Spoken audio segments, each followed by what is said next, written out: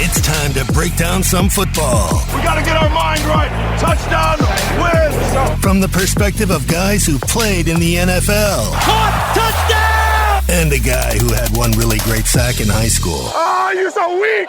You're a waste of my time.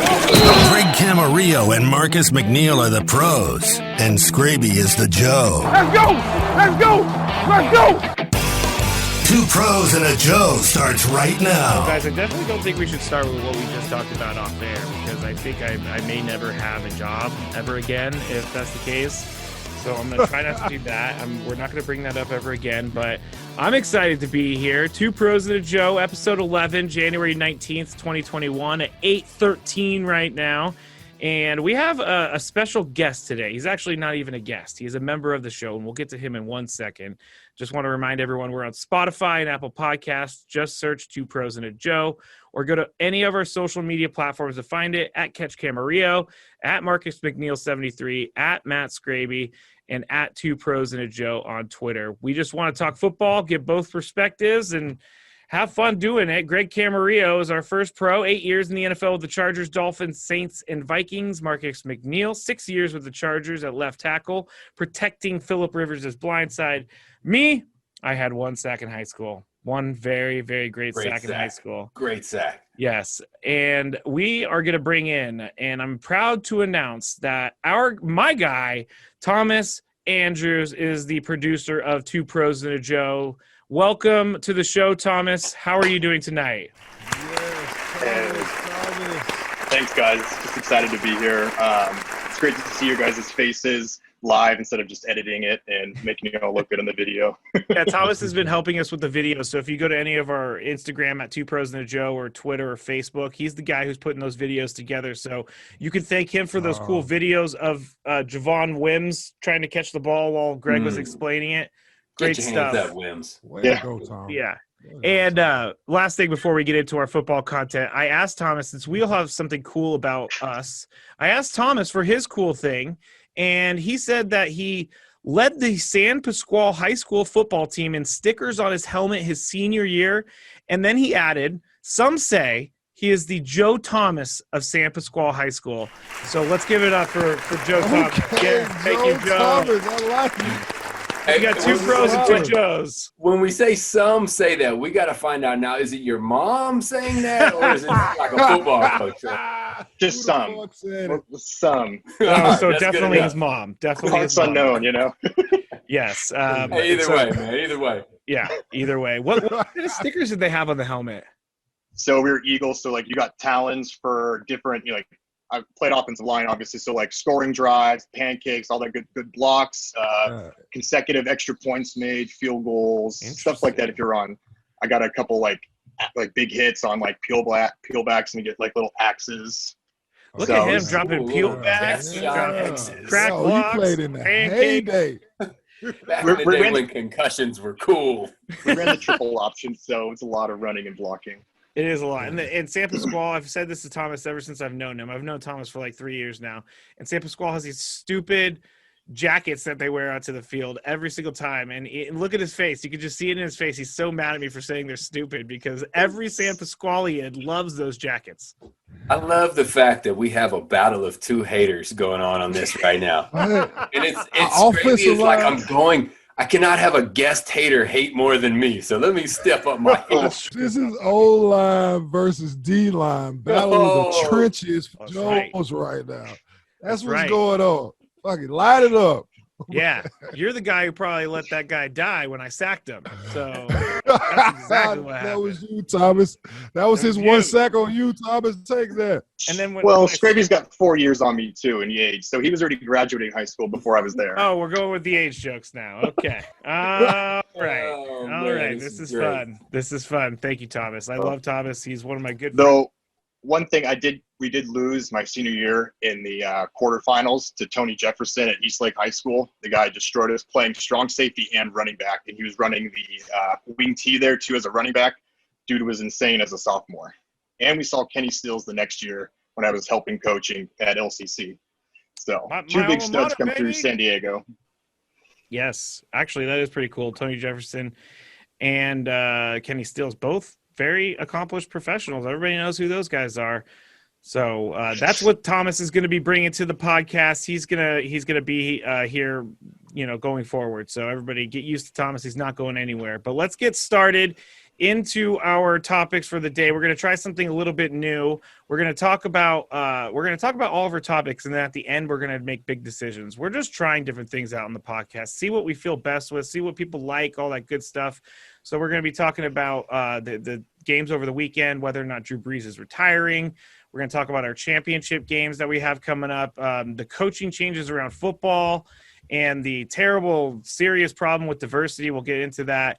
And then A.J. Brown had a video post-surgery that Thomas brought to my attention before the show that we have to play. So all of that is out of the way. The Browns, the Ravens, the Rams, and the Saints are all going home after losing over the weekend. General thoughts from me, the games kind of were a little bit boring, and I don't know if you guys think the same thing. I was a little bored by the games today or over the weekend. I was fucking excited. I was pumped up for the games. Maybe I don't have enough to do. Fuck, what's going on? But I like the games. You know what I'm saying? I wanted to see close games. I did want to see a blowout. And for the most part, everybody was competitive. And then to see two of the star quarterbacks getting knocked out the game was definitely for me. So for KC. They need to take Henne to Dennis. You know what I'm saying? Like, he deserved it. Because he came through clutch for him at the end. And I just hate that I didn't get to see Lamar march back out like he did so wonderfully in the regular season. Yeah, what do you think, Greg? I was bored, Big Mac. I mean, the Packers just ate apart the Rams. That was one-sided. Lamar, I mean, how – I need to read. My memory's not the greatest. Been too many hits in the head. But how was he the MVP last year? He can't throw. My man's got a problem. That's what a lot of people anyway, have been saying forever. I mean, he clearly could throw last year. I don't know what the difference is, but you got to throw. You got to throw the ball. They got blown out. That game wasn't too interesting. Fortunately, we got some redemption in the other games. But can we just talk about my guy Chad Henne? So I was one of his receivers in his first start in 2009, and there were probably 10 people that jumped up off the couch fucking excited when Chad Henne went in, and 9 others had the last name Henne. I was the sole one cheering this guy on, man. So, hey, I loved it. I love Patrick Mahomes, but I love seeing Henne out there. And then freaking Tom, man, old man Tom. Well, it's interesting because let's talk about that game real quick. We dubbed it the old man game going into the weekend, but the news right before the game came out, Jay Glazer, which I don't know why Jay Glazer has to drop this news. It's crazy that he's the guy who's making decisions for Drew Brees, but he reported before the game that Drew Brees was likely to retire after the season, whether or not they won or not that day. So let's talk about that for a second, and then we're going to get in why Thomas is here and why he dislikes the Saints so much. But what do you guys think about Drew Brees retiring? To me, in a nutshell, it just looks like he's ready. And I don't know why. I know that it's just the way he looks on the field, kind of looking back and how he was standing with Tom after the game on the field. So what do you think, Greg?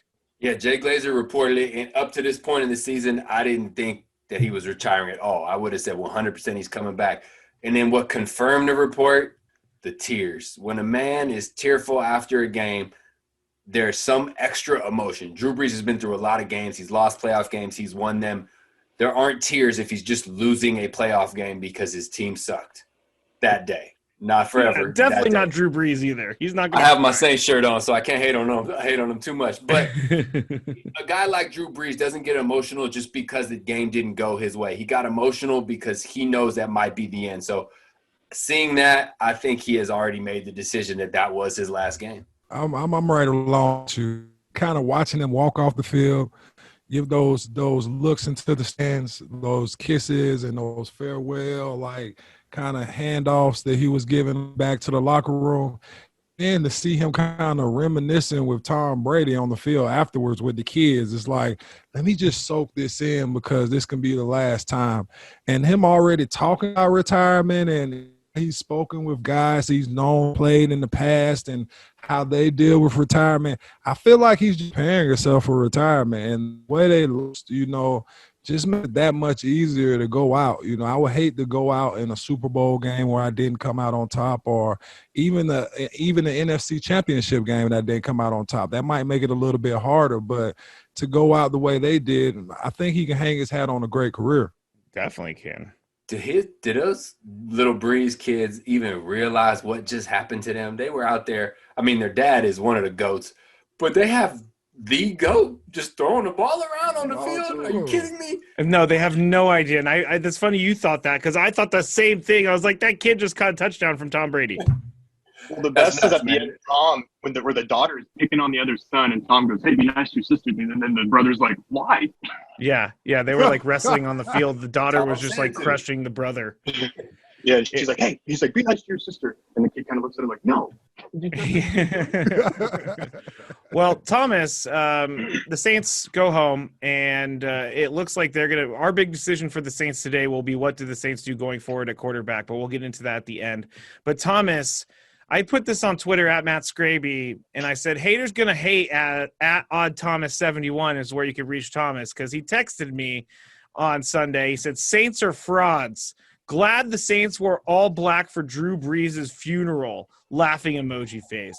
Ooh. That's some spiciness, Thomas. I don't even know if I would have the guts in me to write that. So what say you? So, everyone has that annoying friend that likes the team that wins all the time. You're a Patriot fan. I mean, you're a Patriot fan and you're a Charger fan. I mean, it's you. But I know. But hold on. You can't be both. Oh, you can't be we've been both. over this for years. All right, we'll hold that off. But anyway. All right, we have another topic for you, Thomas. Why did you text me that on Sunday? Because I got this one friend who's just super annoying, diehard Saints fan, and every year, he has to team up with another friend of ours. We're all fantasy league, and he's a Packer fan. Two of them, they always just like, we run the NFC. They run their mouth every year about how no teams can touch their teams. And every year they get bounced in the playoffs, like nothing, easy, one and done. And it just was like one of those, the culmination of all the years. I mean, 49 wins in the last 5 seasons and not to make a Super Bowl appearance. I mean, yes, they've had some tough breaks in the playoffs, but it just felt like this was a year that everything, like the hype, just finally imploded on them. And it just was kind of nice to see another organization, like a dynasty that we've seen the last few years, cream of the crop, take a big shot and probably going to have to rebuild. Like, why is that nice to see? I don't because understand it. It's fun to see a team like Tampa. Yes, Tom's on there, but it's come like on, a random Thomas. team. It's fun to see the random teams make it in the NFL. I agree. Like, But Tom Brady is not a random team. He is Tom Brady. Random would be the Cleveland Browns. They were random. Yes. I guess when it comes down to it, I just sometimes if I'm cheering against the team, I'll go low blow and just really dig in for it. And so the Saints just happened to be my crosshairs that day. And so I just trying to make Skraby laugh too. And I just guess it did a good job. No, you didn't. So I like the way you put some cayenne pepper on that bitch. You know what I'm saying? Like, I like how you sprinkle that in there. You know what I'm saying? Like they carried them to the funeral. And to the game, man. And I'm sorry, but I really didn't feel like the Saints were going to win that game the whole time. I just never saw anybody that I can beat Tom Brady times in a row. Yeah. And I've never seen it done. So for me to think that New Orleans was going to come and beat him 3 times in one season, I just didn't see that happen, especially now receivers kind of turning on towards the end of the year. AB at the third receiver. Come on, that's cheating almost. That's cheating. It is. AB didn't sustain a too terrible knee injury, but we'll see what happens here coming up in the NFC Championship. What do you think about the Saints, Greg? What did you see on Sunday? I mean, they just had the worst game at the worst time. And that's not I mean, the Bucs are good. The defense is good. That is a solid team. But so are the Saints. 12-4, won their division. Like, that's a good team. They just laid an egg at the worst possible time. I mean, that's what the playoffs are about, though. You have to bring your best, and you also have to get a little bit lucky. It's not just you go in there, best team wins. You got to go be the best team. You got to play the best. You got to get a little bit lucky. And that just wasn't the Saints. I mean, they had a good season, 12-4, made it all the way to the divisional round, and they lost. It's not – I don't take it to the full – I'm not drinking the haterade that Thomas is serving right now. I think they're fine. They've got their key components signed, Michael Thomas, Alvin Kamara.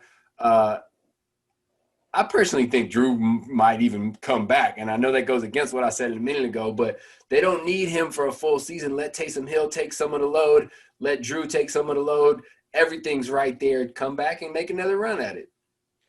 Yeah. I think you nailed it on the head, Greg, about the getting lucky, because if 3 of those passes that Brady threw in that game are a little higher or don't hit the ground, there's 3 interceptions he could have thrown in that game, and the whole game is flipped also. So, I mean, yes, you're right in that aspect, but, you know, it is luck of the draw sometimes.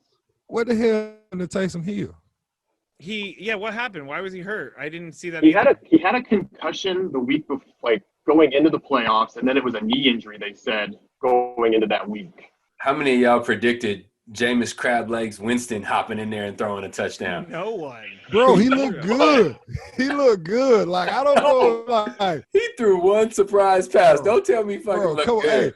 Hey, what I'm saying is, like, I know you've seen Jameis Winston, like, video of him working out when he first came into the league, where he looked like somebody, old uncle, chubby uncle, you know what I'm saying, running around doing stuff. Yeah. Like, he looked a little, you know what I'm saying, like he's been working out, you know, hitting the gym and stuff, like a little slim, you know, trim. He got on that Camarillo diet. Yeah, he looking good out there, you know. So when he came in and dropped the dime, like, I felt good for him, because even though he did throw 30 interceptions, he threw 30 touchdowns too. So we know he could throw. It's just can he protect the ball is the question. Yeah. I'm glad he hit the weights, man. He had every Sunday off this year. He had all kind of extra time. Come on, Jameis. He played like one half the entire year. I mean, I almost find that, and we're going to talk about the championship games in just a second and get our picks for that, but I almost feel like it's harder to come in the game after not really throwing a pass all year and then being expected to throw a touchdown on a trick play. I feel like that would be more nerve-wracking for me than anything. I'd rather be in the game every day and have to throw that pass than just come off the bench cold. That's a tall task. So, Skraby, I'll give you a little bit of perspective. In my career, I went through barely playing a lot, to back to barely playing over the arch of 8 years. At the beginning, I would have been scared shitless if they put me in for one play. But once you are a starter and then you're no longer a starter, you're waiting your opportunity. At least for me, it was the total opposite. I was like, hell yeah, let me get one play. Give me any action I can get. So Jameis has been a starter for long enough. I would imagine he was more than excited and ready to get out there and launch one. You're actually probably right. That's a good point, because you're hungry to get it back out there. You already know that you can handle the pressure of being in an NFL game as a quarterback. But still, you get one chance. You get one shot at the title, and you have to complete that pass, and they did. So good for them. Fun story on that one. So with Minnesota, when Randy Moss came back to Minnesota, I was there, and Percy Harvin was always in front of me in a depth chart. Rightfully so. The dude was real good at football, but he was always some sort of hurt or concussed or something was going on. And so Percy goes down, and I go run into the huddle, and this is the point where I've already been a starter. I'm excited to get back out there, and I go into the huddle, and Randy Moss kind of looks at me, and my nickname was G2 at that point, but he's like, "Come on, G2." Like, he said it to me like he was expecting me to be nervous and be scared, and I wanted to look at him and be like, "Fuck you, Randy Moss, I'm fine." But of course, I didn't say that because it's Randy Moss. I just kept my mouth shut and ran my plays. No, that's a perfect story, because it's almost like, hey, dude, maybe you don't know much about me, but I have been a starter in this league, so I am good. I've been here longer than you have. What's that, Thomas? I've been here longer than you have. Yeah. So the Saints, they have Taysom Hill going forward at quarterback. They have Jameis Winston going forward at quarterback, and possibly Drew Brees going forward at quarterback. So we will talk about that in our big decisions at the end of the show. But I wanted to introduce everybody to Thomas. So thank you, Thomas, for making time for us, and you're not going to be a stranger around here, so keep up the hot takes. We appreciate you, Big Tom. Joe Thomas, thank you. Of San Pasquale. Of San Pasquale, you little Talon. That was your Talon. Pasquale. All right, Thomas. All right, guys. Thank you very much, sir. I will talk to you soon. So without our second strongest hater on the show, we're going to go through some of the rest of the topics. We're going to talk about our championship games here. We're also going to talk about coaches around football and the coaching changes and the diversity rules that aren't really making any sense. So let's go to our championship games. We'll start in the AFC. Bills at Chiefs. Patrick Mahomes going to play, question mark is what I have in my notes. And I know that the Chiefs came out today and said that he didn't suffer a concussion. He actually was choked out. And I'm very curious, before I snap to judgment, you haven't heard this? No, we saw it. I saw it. No, I didn't hear this. Oh, yeah. So first of all, there was no big collision. So it looked a little different, but it looked to me like something happened with his neck. But choked out, we saw the replay. Nobody got choked. Have you guys ever heard of this? Get him back in the game. A choked out concussion or not concussion? No, the reason that he got up and was wobbly like he was is because he was choked out. Is basically what they're saying. Short of breath. He was short of breath. Maybe. What? Do you ever watch an MMA fight when somebody gets choked out? They're like, thank God, like he's off of me. They're not sitting there like with the count coming like 1, 2. Like he had the noodle legs, like he did with the 3-4 combo, and I thought he was out of there. You know what I'm saying? But of course, he knew he had to play it off, especially in a big game like that. So to me, like that was just his reaction. Like, oh, I'm here. But he was gone. His body was there, but his brain was gone. So the funny thing is what Marcus said is where he tried to play it off. So if you watch him getting up and watch the replay, the 2% of his brain that was still attached at that point told him, let me readjust my knee pad to make it look like it's a knee injury. Yeah. And so you could pop up and tell the doctors it was my knee, not my head. I thought that was a brilliant split-second little decision, but clearly the dude couldn't even stand up, man. He was choked out. He was knocked out. Yeah, I'm stunned that you guys are that against the choked out storyline that's happening right here, because I totally saw him hit his forehead on the ground, and sometimes it doesn't. You guys could tell me more than anyone, but sometimes it's not about how hard you hit the ground; it's just about where you hit the ground and how your brain jiggles in there. And it could be a softer fall, but you still get the brain jiggle. I remember my last play that I ever played when I took a hit.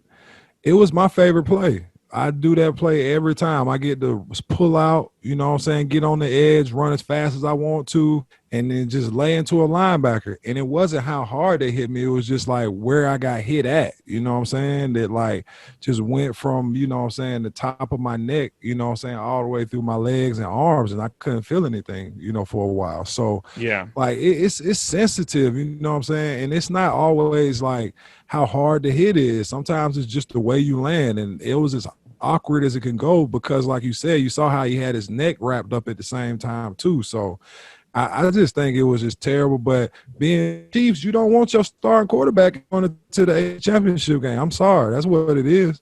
I had a diagnosed concussion, and when I say diagnosed, because we all have them, it's just a matter of if you get the doctor to say you did.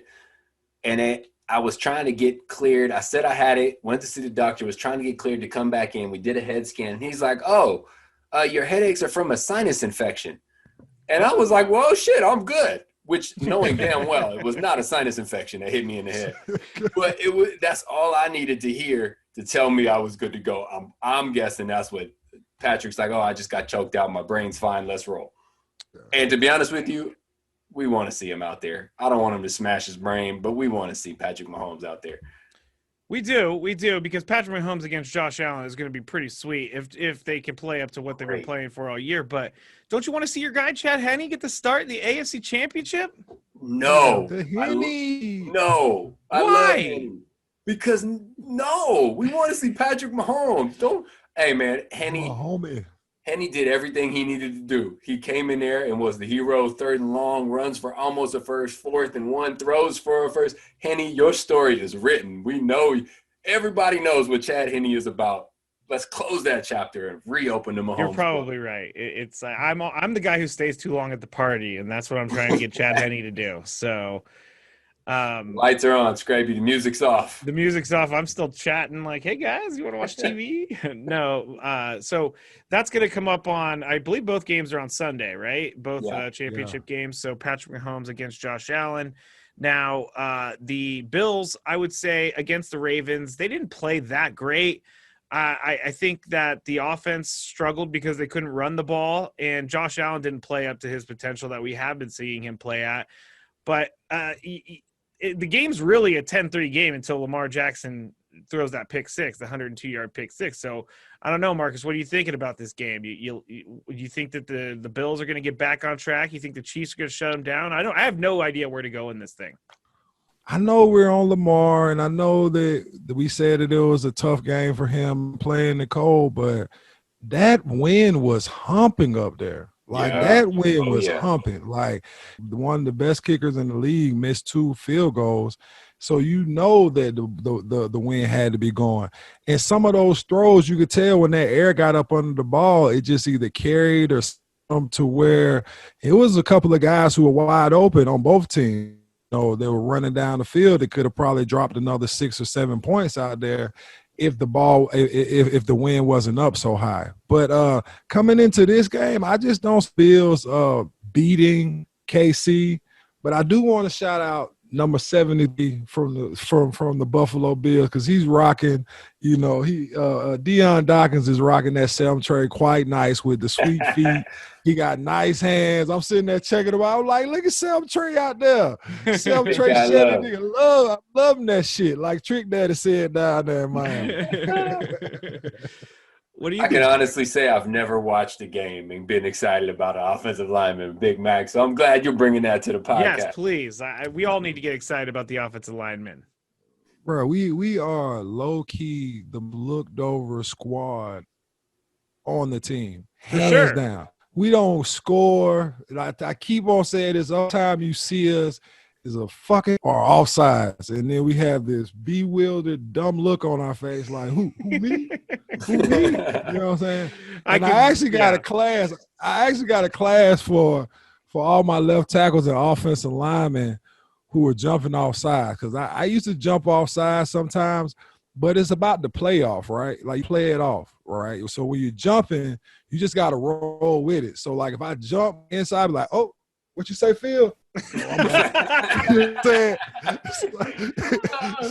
So if you feel – does that work? Hey, I pulled it off plenty of times. You know, and coaches will be like, hey, Mar, you got to stop running in your stands. Like, Coach, I almost jumped off sides 2-3 times. I had to play it off so the ref ain't calling. You know what I'm saying? No, but you got to be slick with that one. You got to be I've never seen that move pulled off, man. And it's probably because I didn't even know it was pulled off. Yeah, like, hey, what'd you say? Oh, okay, cool, thanks. Oh, I got him on now. I'm doing hand signals and everything. That is really funny. That is hilarious. I love that because it makes me think, like, now I'm going to watch the linemen, and when they go and kind of flinch a little bit, I'm going to say, who are they trying to talk to get this penalty taken away? But it should be a really good game on Sunday between the Bills and the Chiefs, and we're going to pick our winners here at the end of the show in the big decision. But let's move to the NFC side. Bucks at Packers. To me, it's just insane. Tom Brady's on the doorstep of a Super Bowl yet again. It kind of hit me today. I was like, man, Tom Brady he's like Tim Duncan, Kobe, Shaq. Tom Brady has played 44 playoff games. That's like almost 3 more seasons of football in just playoff games. And it's insane to me. But the Packers this year, playing at home for the first time in Aaron Rodgers' career in the NFC Championship, Thomas added this little stat. He's 71-1 when up at the half in Lambeau. So I personally think that the Bucks are not going to win. It seems like it's the Packers' year, but what are you thinking, Greg, about this game? I saw this TikTok, right? That blew my mind that I got to share. First of all, TikTok is an amazing place there. I have learned so many wonderful facts. I have no idea if they're actual facts, but I love hearing them. So, all right, so it breaks down that Tom Brady has been in 9 Super Bowls. Has he been playing 19 20 years? How many years has he been playing? Gotta be 20 almost. Something like that. And this will be his 14th NFC championship game. Yes, that is insane. And it compared it to Steph Curry's 3-point shooting percentage. And it said that Tom Brady has a better chance of playing in a Super Bowl than Steph Curry making a three that he shoots, which blew my mind. Amazing way of putting that. It's nuts. I mean, dudes spend their entire careers and don't even sniff a Super Bowl. Yeah. And it's an every other year occurrence for Tom Brady. He's unreal. 21st year in the league. 21st year, 14 championship games. We have to say, though, it was Super Bowl or bust for the Tampa Bay Buccaneers this year. When they brought Tom and took over with Godwin and Mike Evans, and then they put AB, you got Leonard, like that offense with Tom Brady, I don't think they didn't make it to the championship game. Everybody's bad-mouthing Tom right now and saying that he wasn't really everything he was cracked up to be without Bill Belichick. But I guess we know who's that battle. The Bill versus Tom battle. Yeah. Well, you know what happens when you're actually a part of the play on the field. You dictate what happens with that whole battle. Like, Bill Belichick might be able to put the teams together, but he's not the guy making the plays. He might be calling the plays, but he's not the guy making the plays. So, yeah, that's probably something that we figured out this year, and Bill Belichick doesn't want to admit it, but he's got to be thinking it. So, out of all the four teams, I think that the Packers are the one team without the dominant defense that you really need to go to the Super Bowl. The Bills have a great defense. The Chiefs have a good defense. The Bucs have a good defense. But the Packers, their defense to me is a little suspect. But on the other side, I think they can outscore anyone on that list. Maybe not the Chiefs. They might not be able to outscore the Chiefs, but we might have to see that in the Super Bowl. So I'm going with the Pack. Marcus, what do you got? I'm going with Bucs. I'm not betting against Tom Brady. I stood up and watched him play one time and saw this man go down the field like he was walking his dog in Central Park. And we had the number one defense at the time. I'm not picking against him with all those weapons. I can get the job done. And the one reason that I feel like they can do it is because Tom Brady is used to that cold. That's not going to bother him when he goes up there. Him or Gronk. They're used to it. I was going to say the exact opposite. So, look, we're looking at the forecast is 40% snow, 28-degree high in Green Bay. And the Packers have already played in a snow game, and Aaron Rodgers didn't skip a beat. Like, this dude's passing attack was beautiful. True.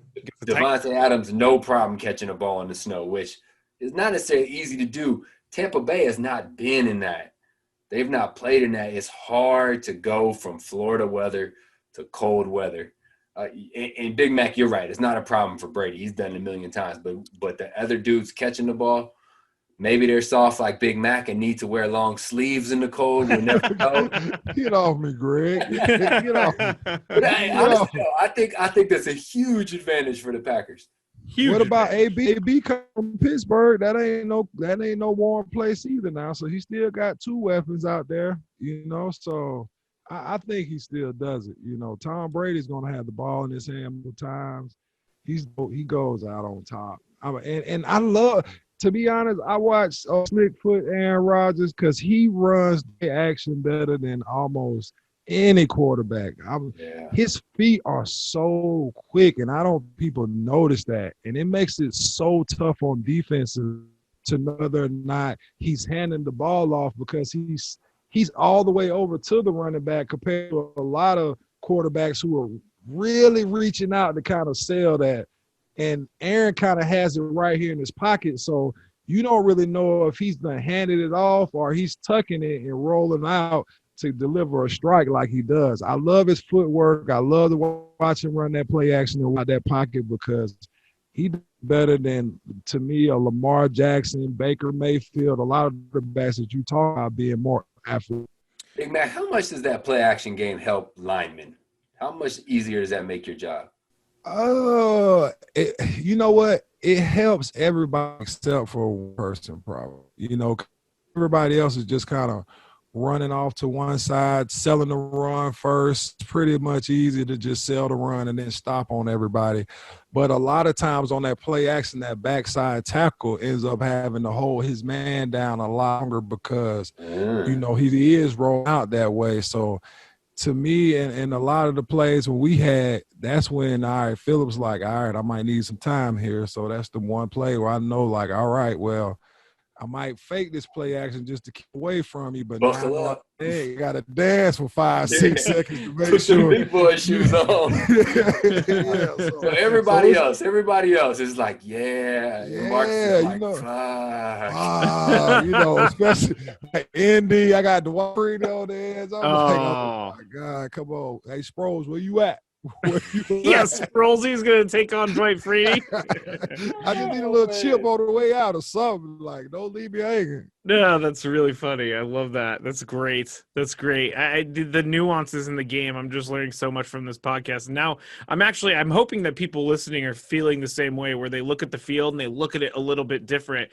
And that's exactly what we're trying to do. And so now I look at it for whether or not they're faking that they forgot something and they're trying to tell the quarterback instead of getting a false start, or I'm looking at the play action and thinking, all right, which guy in the field right now is hating that they have the play action called? It's whoever is actually blocking harder than everybody else. Or the vet who finally gets back in the game and wants to tell everyone to fuck off. I got this. Like Chad Henne did. Chad Henne said, hey, y'all chill out. I'm old. I got this. Admit. We're gonna move to the coaching changes around football in a second. Admit though, when he threw that pick, you're like, oh yeah. I was like, it was so bad. It was such a bad pick. It was a bad pick. It was a home run ball. But when he let go of it, I was like, he's the hero. And then it was a good punt. It was a great punt. That's what it was. And the Browns lost the game because they couldn't do anything with that inner punt. We'll call it an inner punt because that's exactly what it was. I mean, it wasn't the most detrimental interception of all time, but it definitely wasn't good for the confidence of Chad Henne, I'm sure. I can't imagine letting that go and being like, oh no. Hey, Chad Henne had the 4 for 4 from Wendy's out there. He gave you a little bit of everything. You know what I'm saying? You get a little bit of everything. Right? He came out and ran almost for the first down for me. When he saw that, I was like, where did this come from? Yeah. Like, he went in his bag for that. I don't care what y'all say. I was like, this boy got it. So the coaching changes around football, we still have a very serious problem with diversity at the head coaching position. The coaches being hired, I'm just not going to sugarcoat it. They're like the whitest white dudes. And depending on who you are and what you've been paying attention to, all year on 97.3 The Fan, we've been talking about how the NFL wants this diversity to work and they want it to change. But this round of hiring, I definitely thought it would be addressed. And we haven't had it addressed at all, really. The Falcons hired Arthur Smith, the offensive coordinator from the Titans. Now, that is a boring hire if I'm a Falcons fan. Marcus, you're a Falcons fan. What do you think about Arthur Smith? What the Arthur Smith? What blank doing? Like, come on.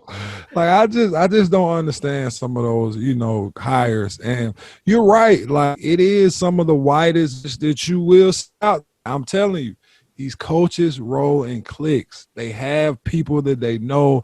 They have people they've been on the staff. There's a buddy system that is just hard to break into.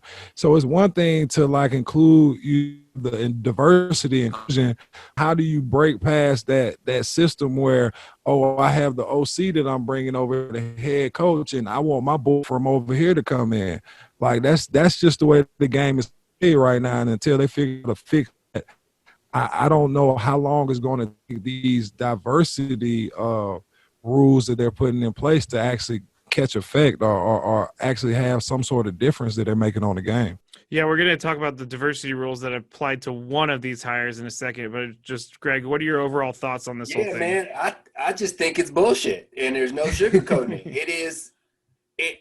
I mean, as much as it's been talked about, and then for there to be so many vacancies and no one to do anything about it. And this is not a knock on the individuals who are getting those jobs, because those men have worked to get their jobs. But look, for sure. Arthur Smith, first-time head coach, unproven as a head coach, job. Brandon Staley, unproven as a head coach, job. Dan Campbell, unproven as a head coach, job. Okay, so why can't a black guy that's unproven as a head coach not get a job? For sure, 100%. It doesn't make sense. Robert Saleh, I mean, that's a complex one with. Yeah, our big decision is we're going to try to figure out where he fits in this whole thing. Yeah, so that's it. Urban Meyer, a proven coach. I mean, he's getting paid, but okay, I got you. And for the Jaguars, you got to make noise in Florida. Urban Meyer is a name that makes noise in Florida.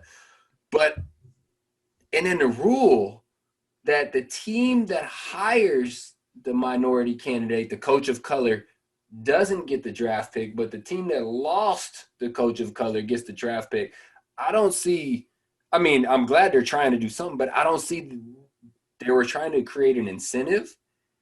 But yeah, let's talk about that whole aspect of it all, because we talked about it in one of the earlier episodes of Two Pros and a Joe, and you can go check it out, Spotify, Apple Podcasts. But the Jets hired Robert Saleh from the 49ers. He was their defensive coordinator, but thanks to the revision of the Rooney Rule that happened this year, the 49ers, who are losing someone, are receiving a compensatory third-round pick in 2021 and 2022 just because Robert Saleh went to the Jets to take their head coaching position. So it does fulfill the Rooney Rule requirement here, because they did hire a minority coach, and we're again going to get into where he falls in all this thing, in this whole thing later in the podcast and the big decisions. But there's guys like, we talk about it all the time, Eric Bieniemy. Why is that guy not getting jobs? He is the assistant to Andy Reid. He's been to a Super Bowl. He's on his way back to a Super Bowl. I don't care who you are. You're in the building, you're learning something. It's worth a shot to me to try those guys out. I almost would rather have a guy like Eric Bieniemy, who's been just overlooked this entire time, because he wants to get out there and prove that he is a good head coach. And I don't know what Arthur Smith is going to do, and Greg said it right. He's worked really hard to get to the position he's at, but it's Arthur Smith. Why not make a big splash and hire Eric Bieniemy, or hire, I don't know, the Eagles are looking at hiring Deuce Staley, and the Texans are talking to Leslie Frazier, your old coach, Greg, when he was with the Vikings. So yeah, I don't know what the hell is going on. I'm gonna tell you like this: the Atlanta Falcons historically have just done a bad job of hiring and drafting and doing whatever they need to with that fucking football team. I'm sorry. Like, damn, like, how long y'all gonna hold on to Matt Ryan, man? He ain't, you know what I'm saying? Like, Deshaun Watson is out here tweeting that he would love to go get some lemon pepper wings from Magic City. You know what I'm saying? What else you need to do to get this man over here? I'm sorry, man. Like, they just seem not to understand what it takes to win. And that's the part to me that I lose sight of when it comes to the game, because if I'm coaching a team, I'm coaching to win, because winning makes everything better, right? I'm not trying to please anybody. I'm not trying to go out here and do anything but get the best players, the best coaching staff, everybody who can like band together to bring me some W's to my city. But sometimes, like, people are more worried about, God knows what. It can't be winning football, because I don't know why you make some of these decisions. Shit's stupid. Yeah. It's so simple to us, but it's not simple to everybody who makes a decision. And it's really weird to me. It's really weird. I don't understand it. Like Dan Campbell, I know that he might be a great guy, but Dan Campbell? He was a tight ends coach. How is he any more qualified for head coach than Eric Bieniemy? Just on resume alone, Eric Bieniemy blows him out of the water. What it comes down to, Skraby, is that the owners have to take a personal responsibility to create change, and they're not doing it. It's as simple as that. No rule is going to change it until an owner takes the personal responsibility, or you have a black owner. What a concept. Maybe he'll hire someone that looks like him, like all the white owners are doing. It's going to become a personal responsibility, and that's the only way it's going to change. I love the rules. Push for it. But at some point, somebody's just going to have to nut up and make it happen. Nut up, man. I like it. One step at a time, man. One step at a time. All right, so we're going to make a big decision on what they do going forward, but I want to share this real quick before we get into that segment. It is A.J. Brown apparently went under the knife on both of his knees today or recently, and he actually went on IG Live, and I've also been told Instagram is not how you call it anymore. You got to say IG. I've been called out as an old person for saying Instagram. It was an Instagram Live earlier today. Instagram. You came over from Facebook, didn't you, Skraby? Yeah, exactly. But he was on IG Live earlier today, and someone should have taken away his phone because he was about to go into surgery, and I think he was feeling the drugs a little bit. So let's hear a little bit from A.J. Brown, Titans wide receiver. My soul, bro. Like, this is no talk. This is no talk, bro. Like, real talk, I'm going to be the best receiver in the NFL, bro. Look, so it's kind of cold, but I'm one of our eyes chicken. It's really cold. It's not that cold, but... All right, that's it, because this is a 2-minute video, but it's hilarious. He's really funny in it, and after the fact, someone tweeted out like, "Hey, he's okay. We shouldn't have given him his phone. He's all good." So that was A.J. Brown of the Titans.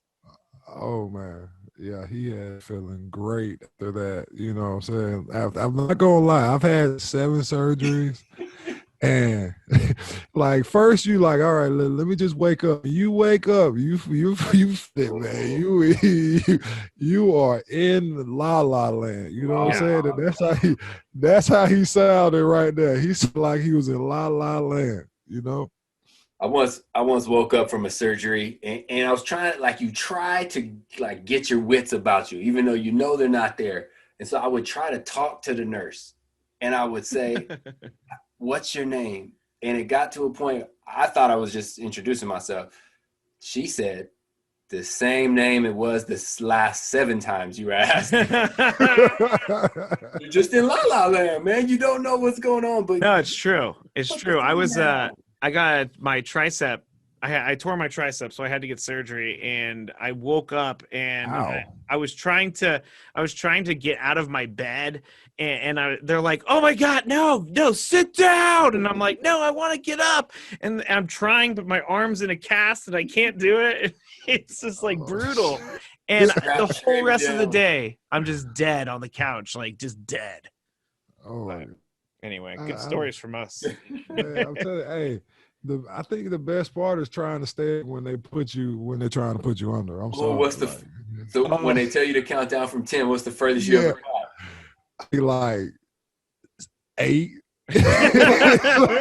It's like I'm gonna make it all the way to 1, 10. Oh man.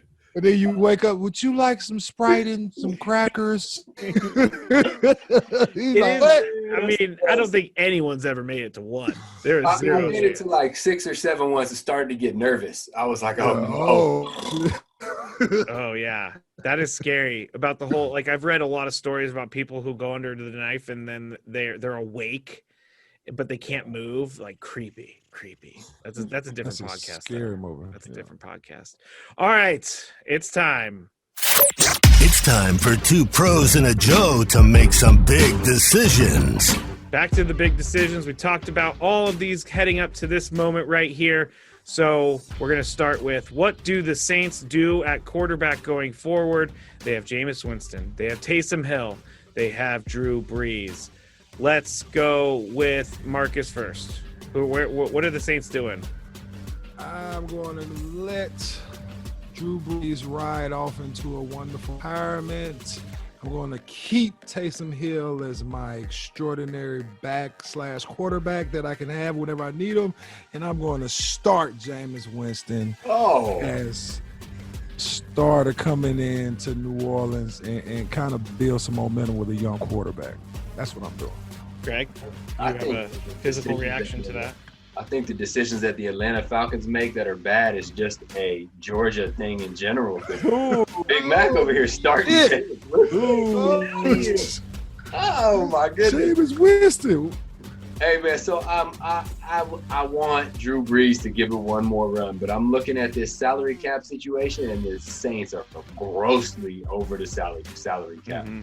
So even if Brees were to take the hometown discount of like veteran minimum.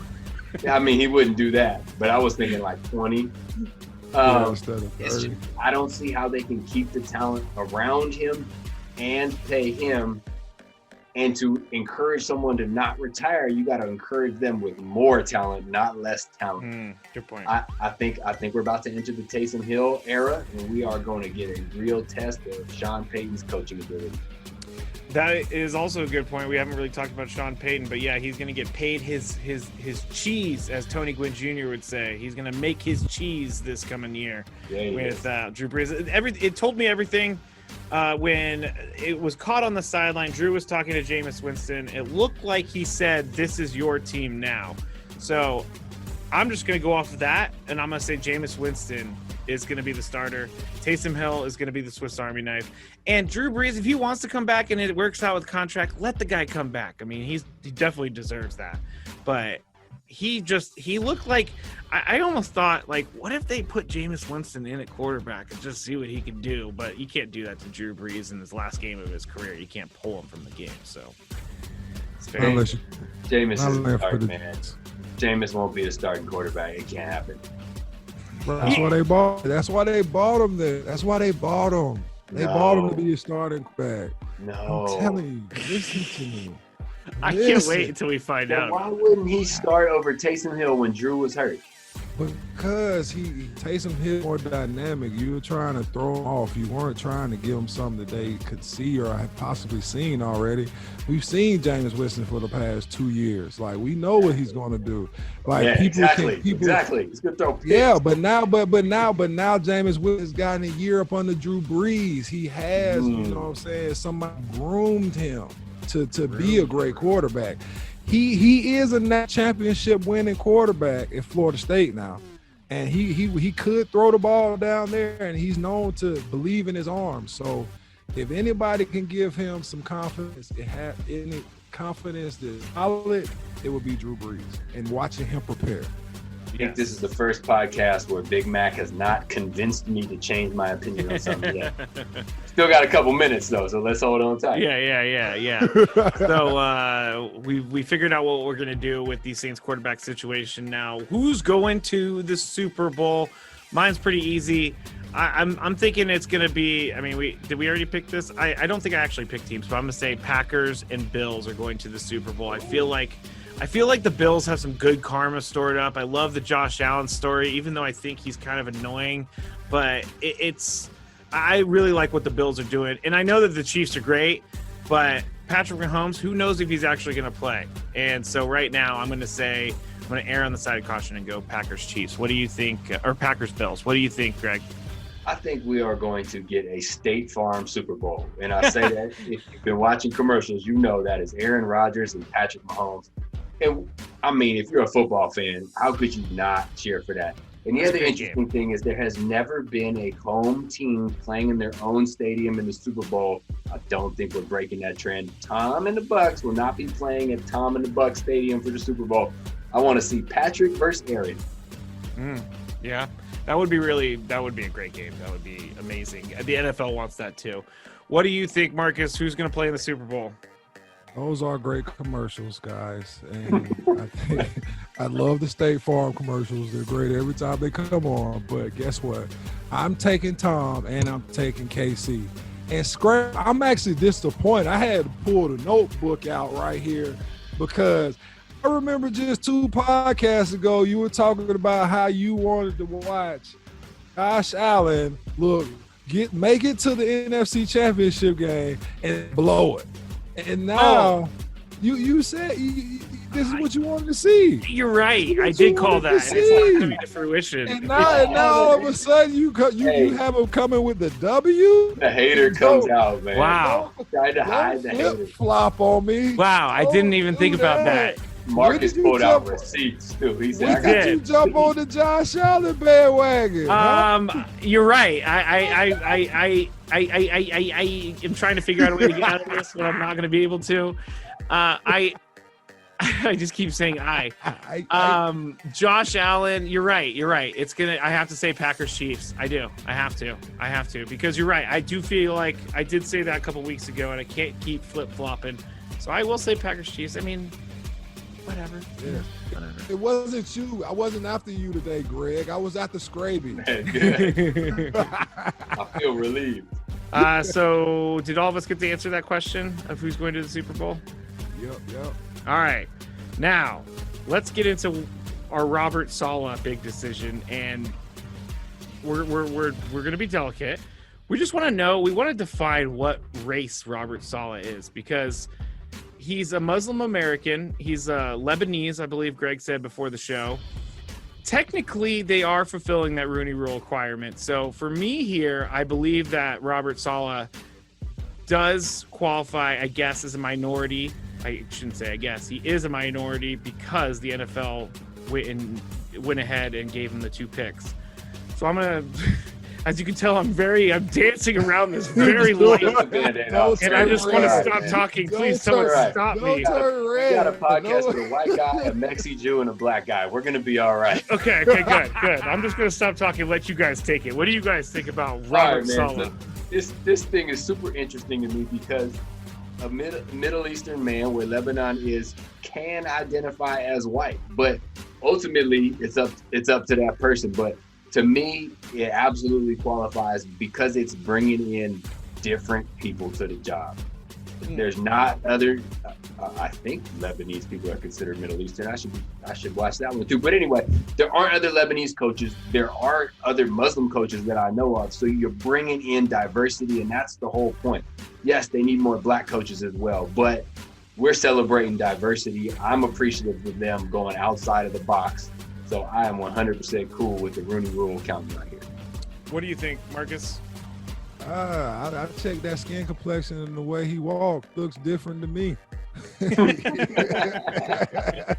So we're all good with the Rooney Rule applying here. We're all good. The thing about the Rooney Rule, we just gonna keep on talking about it. Like, I don't understand why the team giving up the coach is actually getting the picks instead of the team that's actually bringing the coach in and actually implementing some of this diversity. You know, like you're the team. Yeah, like, so until they kind of figure that out all the way, I think the Rooney Rule is going to rub me a little bit the wrong way. I agree. It already does. There's already an issue. So let's move into our final big decision, and it's what should the NFL do to make coaching more diverse? I'll wait on my answer. So who wants to start over here? I'll go with that. You incentivize the hirer and the person who lost the hire. So the rule is in place now so that you can advance young people of color through the careers and get them to a hireable position quicker. So you get rewarded for that. But you also got to reward the people that are doing the hiring, because those are the ones making the visible move. Reward both ends. I mean, it's a 3rd round pick. That could be hit or miss anyway. So why not?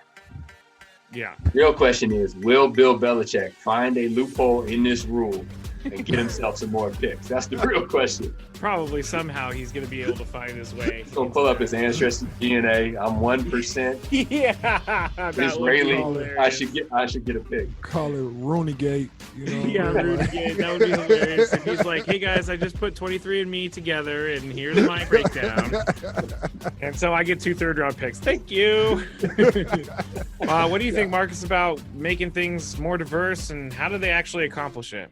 I think exactly what Greg said. I like the way you thought about this one, Greg, because one way that I feel like you're doing a better job by rewarding both teams is you're actually covering more ground, right? You're actually giving more incentives to people to get out there and do these things. So not just one team getting incentives, but 2 teams. So now we're actually incentivizing 2 teams for being diverse. So now, instead of you having to have 32 teams do this to reach all the incentives, now I only have to have necessarily 16 teams. That's half the time to me. So me being the math guy, I like things to happen a little bit faster, cover a little bit more ground. You do that by incentivizing both sides, so I like it. What do you guys think about a salary cap break for teams that bring in or that hire a minority? Do you think that they should have a higher salary cap? Do you think they should be able to spend a little bit more money? To be honest, that's gonna make people move. I mean, you could spend an extra $5 million on someone. You're going to. You know what I was thinking that, and I haven't put too much thought into this, so tell me where it's wrong. But offering a financial incentive to the team, like if you hire someone that fits the Rooney Rule, we'll pay his salary. The NFL will pay his salaries. You're looking at $5 to $10 million a year. And that's not a competitive advantage. You are not going to be a better team because you're not paying that contract. But if I could take 5 to 10 mil off my books, that's a huge business advantage. Something I'm throwing out there. NFL, feel free to use that. That's all right. A lot of the times I've found that things that have been said in radio will find their ways to people that make decisions, and you're like, wait a second, that was my idea, and all of a sudden it's there. Greg Camarillo said that first. I don't know what the hell you think. Camarillo rule, man. Hey, the Camarillo rule. Don't worry, we gonna let them know who said that shit, Greg. All right, well, that's all of our big decisions for tonight, and that is episode number 11. Thank you to Thomas for joining us. Thank you to Marcus. Thank you to Greg. Thank you to myself, I guess.